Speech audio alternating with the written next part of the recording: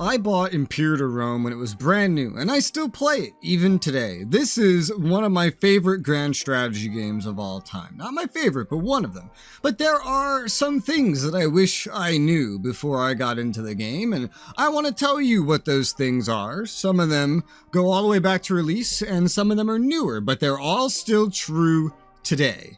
Starting with number 1. The tutorial for this game is awful. We're looking at it right now. When you start the tutorial, you get thrust in as Rome, and only Rome is the only playable one. You get 3 pop-ups with some background and basic information, and then you get given this gigantic, it's not actually that big, list of tasks where they, as you see, explain a couple of things, but there's not a lot of information here.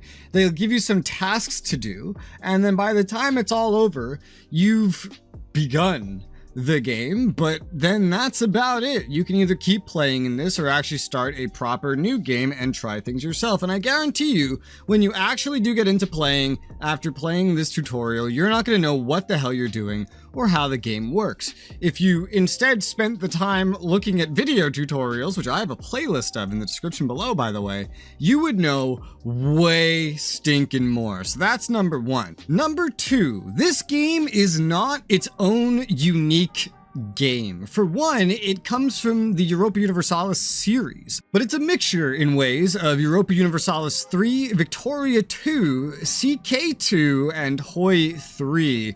If I were to specify the exact games I feel this game has taken most of its influence from. Loading up an older save here to give you some examples here, you do have quite the in-depth system of trading as well as resource production and status, let's say, in a location, simulating a finance system that the Europa series is so very well known for. You have your characters, of which there are many, and especially as your nation gets bigger, many, you can see them all loading in as I scroll through. That's how many there are, as well as, you know, political family systems, which kind of serve as interest groups in a way, which would then appear in Victoria 3.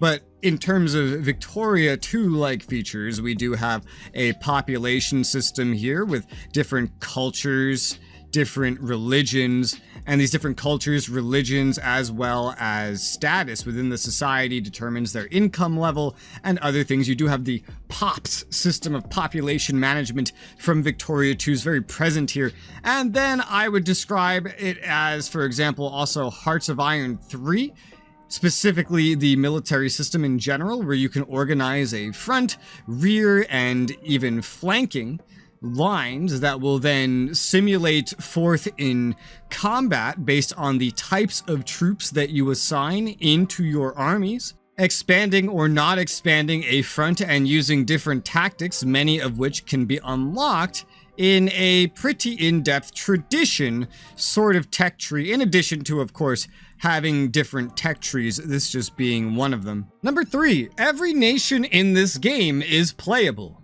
but not every nation is viable. Let's make that very clear, especially for a new player.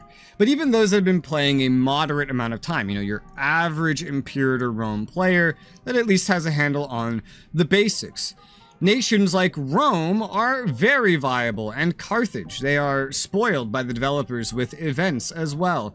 Generally, you know, Egypt as well.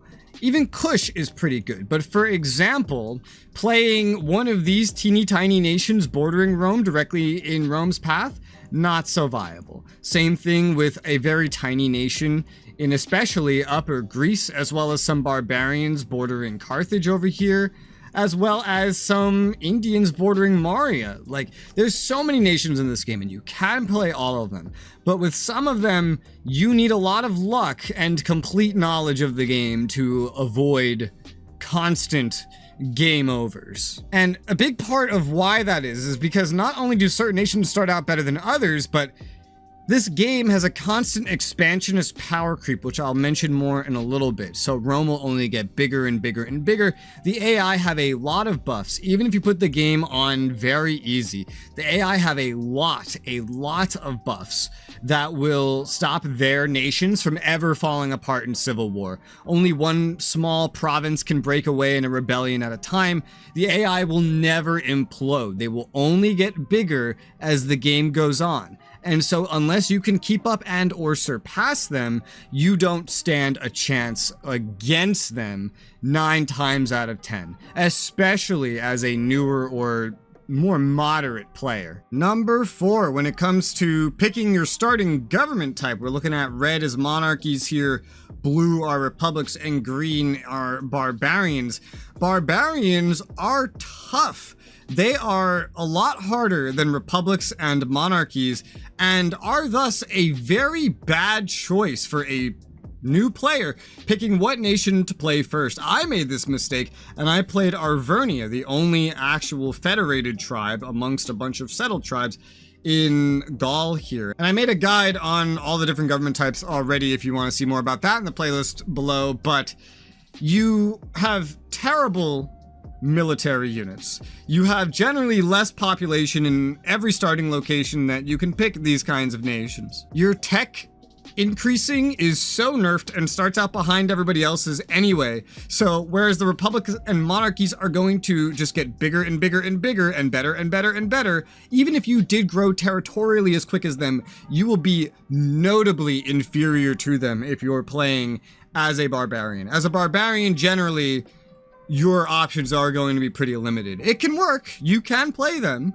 they're just not a very smart idea for a brand new player. It's a bad first choice. Number 5, and I've mentioned this in other guides, and I'm gonna mention it again because this is like the only tip I get pushback on, and every time someone pushes back on this, it's always because they don't understand game mechanics, and that is when looking at the different types of military here. Number 5 is legions. They are not as good as they seem. Now, what does that mean? As a brief summary of something I go over in my military guide, you have legions, levies, and mercenaries. These are the 3 different types of land units.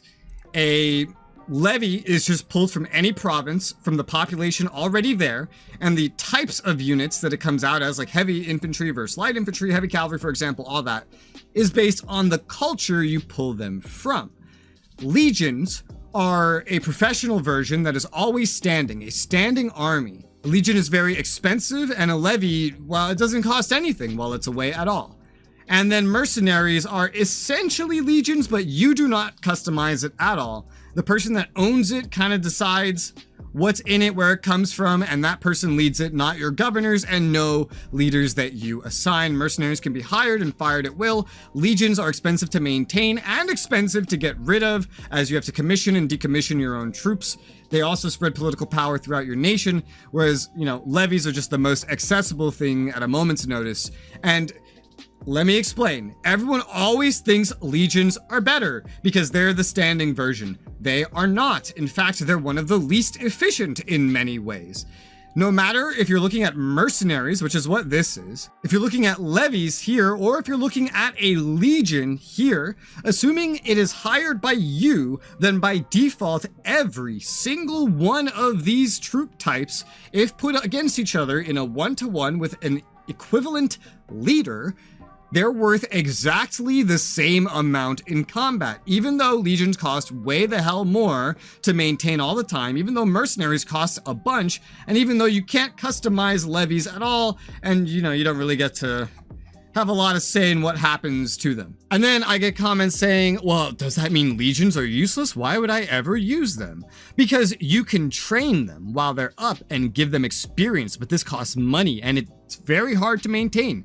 Just like real life, the troops have to basically always be training to maintain some level of military experience. And honestly, even in war, it's going to go away, the experience. But that experience is very, very helpful. A lack of mercenary reliance means you get military experience faster, which allows you to unlock those traditions that I was talking about, which can give you military buffs. But levies can get that for you as well. Mercenaries drain from it. You can actually customize what's in a legion, meaning you can base it around certain tactics, for example, like the phalanx, using only the best possible troops you can, even importing troops that are usually not available to you, like elephants, from foreign nations. This is what makes legions good. They're versatile, they're modular, but one heavy infantry in a legion by default is no different than one heavy infantry in a levy and in a merc stack, but they cost a hell of a lot more. So do not rush legions, do not. It's not worth it, especially if you don't know how to use them yet. Your levies are one of your most important tools, and mercenaries are a very good way to get the benefits of having a legion without actually needing to pay the excessive amounts that legions cost. So this is a really, really big one. Number 5, legions not as good as they seem. I've seen players go for legions and then completely lose, whereas if they stayed with their levies for a little bit longer, they would have been fine and probably dominated the game they were in. Number 6, when picking a nation, the biggest nations on the map in terms of total territory count, primarily, if we're looking at their determiners, like 189 territories here versus 380 versus 291. For example, the biggest nations on the map can also be the hardest nations on the map. That's because every nation has a ranking based on its size, which gives it certain buffs, debuffs, penalties, you name it. The game has it so that the bigger of a nation you own, for example, looking especially at the Seleucids and Moria, the harder it is to run. You'll have many debuffs making it harder to run. And the thing is, there's ways to counter this with tech. However, that tech is usually only reachable, at least in like the mid game, especially to late game. Earlier techs don't usually help an insane amount with that. You have to like work your way there. So someone that starts smaller and more powerful, like Rome, maybe Macedon, just as examples, right? Even Carthage only has, well, 112 is still a lot, to be honest. But, 23, that's nothing. 53, that's way easier. Smaller nations that have a lot of potential are the ones that are easier to play at the beginning. Not barbarians with 17 and no tech and no future. No, but like ones like Rome, for example. Even Egypt's not that bad at 189, to be honest. But general rule of thumb, the bigger ones can be the hardest, especially the Seleucids, Moria, Antigonids, for example, because the techs they need to run their decadent empires just isn't accessible at the start of the game. And they don't start out that much more technologically advanced than everybody else does. They're playing on an equal level field with individuals like Macedon and Rome and Carthage. Number 7, this game is very, very event-oriented in the beginning. Certain nations can appear to be easy, but are actually overly challenging for a new player due to historical events. A good example is Macedon. Macedon seems pretty easy, especially with everything you might have heard from me so far. They actually start out more powerful than Rome, and they start with a legion. They have all kinds of cool shit at the beginning. However, they start out as the first victim of the Antigonids if you dare try to think that you can take the Antigonids, which makes them very hard to play. Them starting with a legion is something that they also can't really afford. No matter what you do, it's not going to be simple to do with this little territory. The Seleucids, biggest nation on the map, you might think, wow, they're going to be the most powerful and easiest to play, right? No, they have to start in a war with Moria or give up Arachosia and some land. And then they get prompted with the same war with the Antigonids. The Antigonids, same thing. They end up at war with everybody around them early on. So you might think that's easy. Even Carthage can be daunting for a new player. They're very in-depth, a little confusing to play, and they have a lot of puppets that they'll have to lose and then go to war with as part of like an early game mop-up that can be very confusing to deal with as a new player. There's a lot of historical background to the start of this game that affects all the most interesting nations and all the bigger nations, for example. The ones that might appear to be easier, that will actually make them a lot harder to play than you'd think, especially if you're brand new to the game. And now, number 8, expansionism is the main play style of this game. As I mentioned earlier, AI will always get bigger, bigger, bigger, bigger. But the thing is, as the player, you have to do that too. Because if we go load in here as Rome, we could see there's limited population you can fit into every location. If all you have for the entire game is this territory here, you will get overtaken, eaten, and destroyed no matter what. I did make a guide on how to build up. However, this game is not designed with the idea of one nation just building up to be very powerful in a small area. It's designed to simulate the historical expansion of Rome, realistically, which means everybody else is playing by the same rules. You need to get bigger, bigger, bigger, bigger, bigger. And one example is that every territory on the map can only grow a single pop at a time. Only one new population will grow at once per territory. Certain things can speed it up or slow it down within a location, such as the amount of pop already there, the amount of food already there. But just taking over more territory is the simplest and easiest way, especially for a new player, to solve every problem you can encounter in the game, with the exception of decadence taking in, and then you missing texts that make it easier when you go up in the power rankings, for example. This game is about expanding. You may want to build up instead, but the game is not going to hold your hand through it. It's not going to support it very well. You may want to be peaceful, and sure, you can. You just might not have a lot of fun, because all the mechanics here and everything heavily encourage constant expansionism and constant growth of massive empires, until you end up at the end of the game with a couple of blobs covering the entire map, and then that's basically it. Which leads to number 9 and 10. Starting with number 9, Rome is overpowered. It starts small, but powerful. It has all the developer attention it needs with events to expand rapidly. Since it starts small, you don't have to worry about technology not being ready for you to be big. All of the nations around you are weak, and outside of, say, Greece, and then over around here in Moria, and maybe a little bit down here as well, the whole of Italia is a pretty good settled location with riches and tons of pops that generate resources and wealth already. And it's surrounded by other places that just don't have that you can just steamroll very easily, as well as places that do have it, but are fractured and easily conquerable by a unified Italia at best. This game is about Rome. It's Imperator Rome. Rome is the protagonist, something you have to keep in mind. So if you're playing as Rome, the game's going to feel really easy, maybe too easy. If you don't play as Rome, especially depending on who you pick, if you pick one of 95% of the nations on this map, you won't stand a chance against Rome, and it will seem ridiculously hard. That's because this is a story game, and Rome is the protagonist. To put it in the simplest and easiest to prove wrong way, but I'm just trying to make it understandable. And then number 10. This game's timeline is short. You see, we got the BC date under this, in addition to a Roman calendar. It starts in 304 BC. It ends in like 27 BC. That's like 277 years. That might sound like a lot, especially if you played, say, CK3, for example. But time goes really fast in this game. 270 whatever years in this game feels like 100 years of CK3, maybe. Roughly. That's how fast time goes by in this game. I mean, on Speed 4, this is how fast, look at, time goes by this quickly. On Speed 4?